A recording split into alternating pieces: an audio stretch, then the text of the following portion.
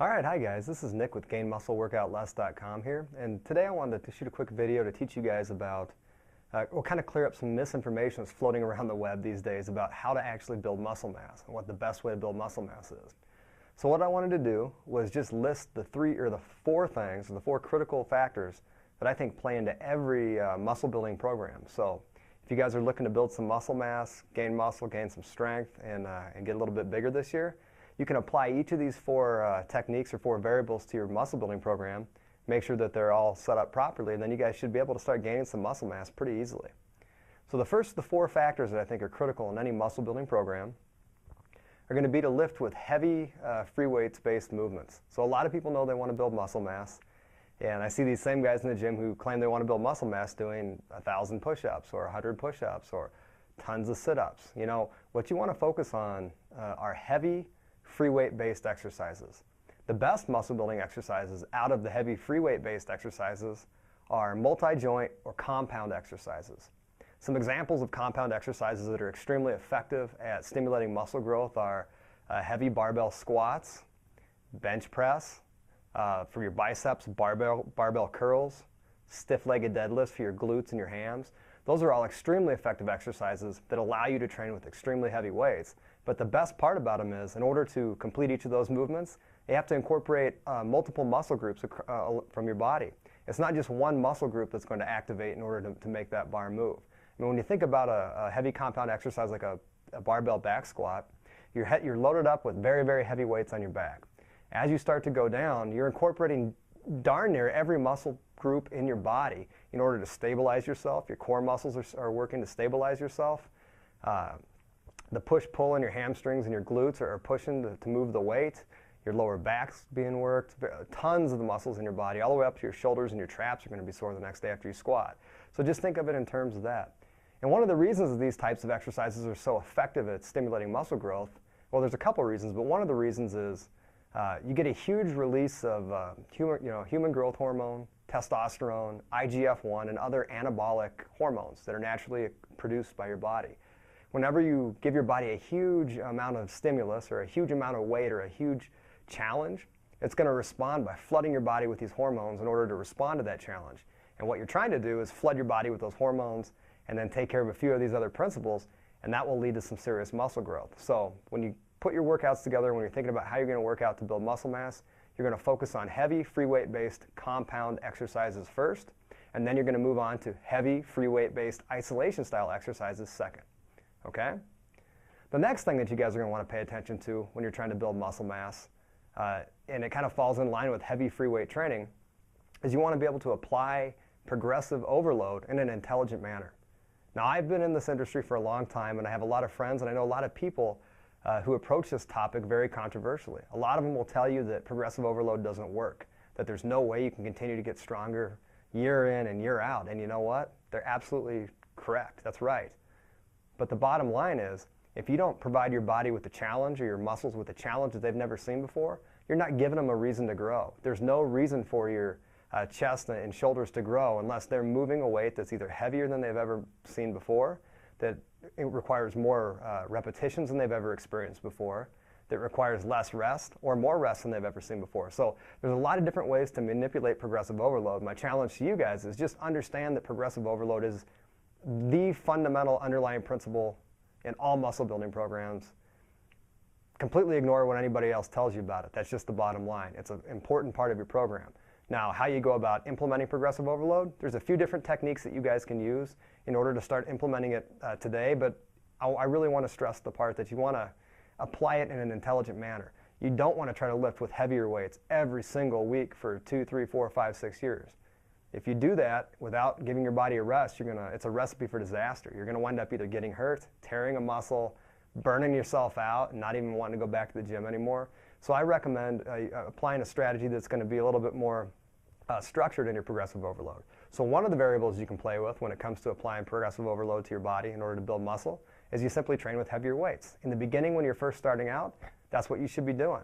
You're going to get in there, you're going to focus on performing heavy free weight compound exercises with proper muscle building form.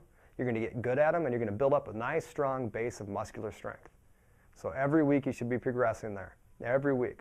Now, once you move past that and you start to hit plateaus or strength plateaus where it's not possible for you to gain huge strength increases in bench presses and squats every single week, it's okay, don't panic. Then you need to get a little bit more creative with how you approach your progressive overload. So another variable you can play with to apply progressive overload or more stimulus to your body than it's ever seen before is to simply shorten your rest intervals. If you're taking 3 and 4 minute rest intervals, shorten it, drop it down to a minute, drop your rest intervals down to 30 seconds. Now if you do that, you're not going to be able to train with as heavy weights, but that's okay. You have different body systems here in play when it comes to building muscle mass, and each of them is important. So, and each of them is stimulated a little bit differently. So it's okay to go ahead and lighten the weight and go with some higher reps or higher volume workouts, okay? That provides an overload to your body or your muscles that they've never seen before. So that's fine, that's the key to this. Another thing that you can play with is volumization. You can increase the number of reps, the number of sets, in conjunction with increasing or decreasing your rest interval. That's a great way to provide some overload to your muscles. But the bottom line is all three of those ways or combinations of applying progressive overload are effective. So there is one better than the other. If I had to pick one, it would be training with heavy weights. So every time you can increase a weight in a lift and you can do it safely and with intelligent muscle building form, I recommend that you guys go ahead and do that. That is the most effective way to build muscle mass, but it's not the only way. And once you hit a strength plateau, you need to understand that you're going to have to adapt in order to keep growing and keep progressing with your workouts. So the idea I want you to take from this is that, number one, progressive overload is critical to building muscle mass. It's an important fundamental concept that should be the underlying principle in all of your bodybuilding workouts. But number two, you need to apply that intelligently. You don't just hammer your muscles relentlessly. And while we're on the subject, if you're feeling any type of joint pain or muscle pain and you're still continuing to increase the weight, that's ridiculous. You need to stop and you need to assess what the problem is or what the root of the problem is. You need to fix it, and then you can get back in there and start training hard and heavy. So you want to apply this hard and heavy thing with a little bit of intelligence, okay? So after you get your heavy free weight workouts in with compound-based movements and you're applying progressive overload regularly, the next thing that you need to pay attention to if you want to build muscle mass is following the bodybuilding nutrition principles. So the basics here. All the nutrients are important for building muscle mass. So while there are a lot of people, a lot of bodybuilders, a lot of physique athletes that will tell you that low carbohydrate diets are the best way to build muscle mass, in my experiences, I find that they're not the best way to build muscle mass. They certainly are the best way to strip off body fat though. So there's a balance there. You need to know what your goals are and what you're trying to accomplish, and then you need to go for those specifically in different cycles. So that's the idea of cycling your workouts, cycling your nutrition plan throughout the year. Another effective strategy that people talk about is carbohydrate cycling, where you're going to be allowed to eat some carbohydrate, eat a lot of protein, eat a lot of fruits and veggies, and you're going to cycle your carbohydrate intake corresponding to your activity levels. That's the way I eat. That's what I feel represents the best muscle gain diet or the best way to eat, but everybody's a little bit different. But the fundamental things you need to pay attention to while you're putting your bodybuilding nutrition plan together are, number one, you need to make sure you eat enough protein to fuel and regenerate and regrow new muscle growth. So protein consumption is key. There's a lot of different opinions on how much you should be taking in, so I'm not even going to get into that. I'll shoot a video later that talks specifically about protein consumption. But just know that it's the underlying basis of your entire bodybuilding nutrition plan. After you've incorporated protein and you know you're eating enough protein, you need to make sure that whenever you're going to have a heavy, intense workout, that you're eating enough carbohydrate to provide the energy to your muscles to fuel that workout. So carbohydrates are primarily for energy. And the thing about carbs is, though, and the reason they've gotten a bad rap lately, is you need to make sure that you're eating high-quality carbohydrates. If you guys focus in on eating a lot of sugars and refined flours and stuff, you're not going to get the benefits of true carbohydrates. You're going to get energy spikes and then crashes, which is detrimental to the muscle building process. So you want to make sure that you're eating high-quality, whole grain sources of carbohydrate regularly in your muscle building diet. And then the third component that most people leave out is fat. Fat is a critical part of the muscle building process. Consumption of fat stimulates human growth hormone. Consumption of fat stimulates testosterone, possibly IGF-1 and other anabolic hormones. And it provides satiety. It makes you feel full when you're eating less calories. It provides mental stability. If you guys have ever been on an extremely restrictive low-fat diet before for a long period of time, you can probably relate to this feeling of kind of being aloof or kind of out there, not really being able to be mentally sharp or focus in on what you're doing at the time. That has a lot to do with the amount of fat that you're eating, okay? Fat is a good thing when it's kept under control. Now that said, you want to apply it in an intelligent way, just like anything else. So most people are going to be eating between 30 and 60 grams of fats, and I like to teach them to go ahead and eat the poly and mono unsaturated heart-healthy fats, okay? So olive oils and nuts. And you're going to get some saturated fats from your protein sources. Meat, fish, they all have saturated fats. But you want to try to stick with the omega-3 and omega-6 heart-healthy fats. Those are the ones that are going to help you out the most. And that's basically it for bodybuilding nutrition. Another good tip here when it comes to nutrition is you're going to want to make sure and eat 5 to 6 smaller meals a day, spaced out every 2 to 3 hours throughout the day.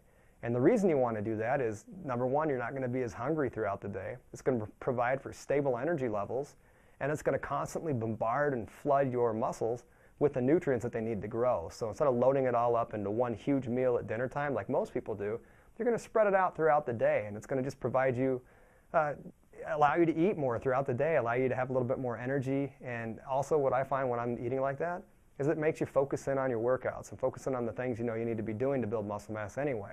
So it's just a good thing to do and a good way to kind of keep you mentally focused. So that's pretty much it for bodybuilding nutrition. After you get your bodybuilding nutrition plan lined out, the fourth thing you need to pay attention to when it comes to building muscle mass is you need to allow for intelligent rest and recovery. So rest and recovery plan is something that hardly anybody takes into account these days. It's important to work out, it's important to eat right, it's also important to rest and recover, okay? So what I mean by that is you don't want to perform 3 or 4 chest workouts all in one week. Every time you go to the gym, you don't want to be performing some form of bicep curl. You want to give your body a break from all this baloney and allow it enough time to rest, regenerate, rebuild, and recover, okay? And the nutrition part that we already talked about does play into that a bit. So if you're eating properly and you're training properly, you're stimulating growth with your workouts, you're fueling the muscle growth with your bodybuilding nutrition program, now we're going to allow the time and the space for this to occur. So we're going to kind of step back from our hard and heavy workouts, and we're going to focus on resting, recovering, and stretching, and some active recovery and things like that are going to allow your muscles to have the time to build, okay, and regenerate from the micro trauma that you cause in your workouts. So the best way to ensure that you're resting and recovering enough that I found, and the same thing that I've followed for many years and do to this day, is I only train each of my body parts one time each week.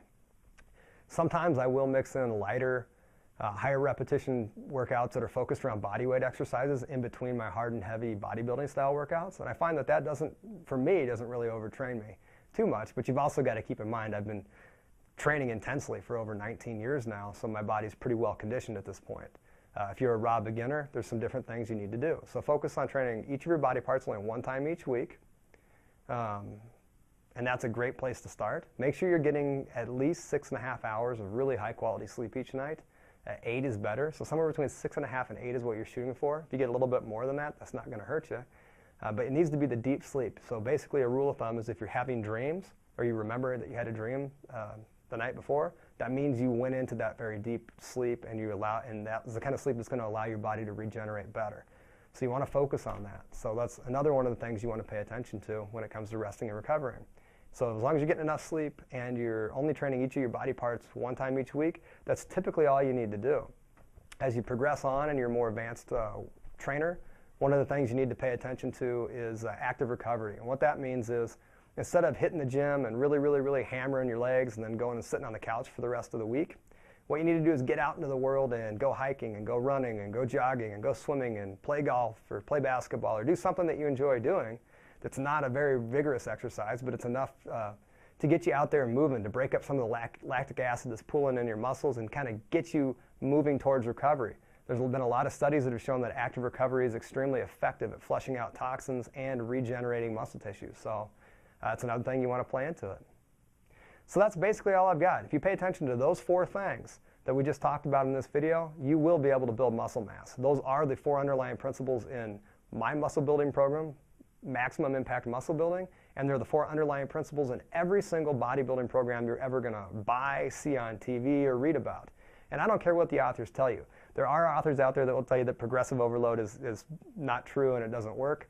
But then you'll read their program and you'll find out that the underlying principle of their program provides intense stimulation of their muscles in different ways, which is progressive overload. So it's really just semantics. So I challenge you guys who want to build muscle mass, and even you women too who want to, get out there, take these tips to the bank, watch this video again, take some notes, and then go ahead and utilize all these tips and put them together into a nice, compact, comprehensive system, and I guarantee you guys will be able to build muscle.